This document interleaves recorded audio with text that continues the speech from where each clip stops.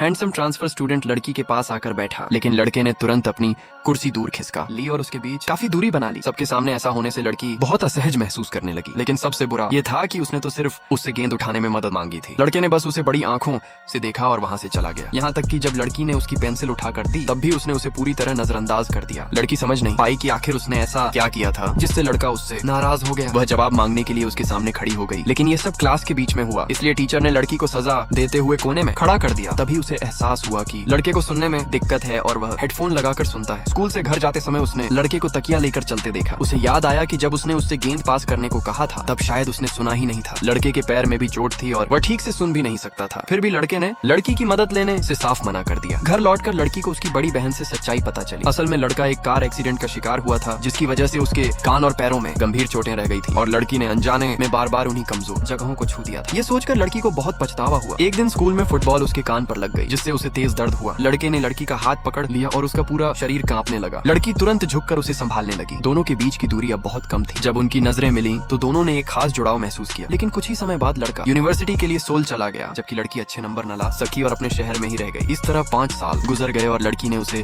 दोबारा नहीं देखा। एक दिन लड़की उसके घर गई। वहाँ उसकी माँ ने 5 साल पुरानी एक फोटो देखकर पूछा कि उसमें जो लड़की है वो कौन है। तब पता चला कि लड़की की एक जुड़वा बहन है। उसकी बहन यूनिवर्सिटी गई थी और सोल चली गई थी, ठीक उसी तरह जैसे वह लड़का। उसी रात पता चला कि लड़का भी वापस लौट रहा है। लड़की घबरा गई और चुपचाप निकल जाना चाहती थी, लेकिन दरवाजे पर उसकी टक्कर उसी इंसान से हो गई जिससे वह सबसे कम मिलना चाहती थी। एक पल के लिए लड़की असहज हो गई और बहाना बनाकर जाने का सोचने लगी। तभी उसने देखा कि लड़का वही टाई पहने था जो उसने कभी यूं ही चुन दी थी। ये देखकर लड़की के दिल में उम्मीद की एक किरण जगी। लेकिन अगले ही पल लड़के ने जो सवाल पूछा वह था, तुम्हारी बहन कैसी है?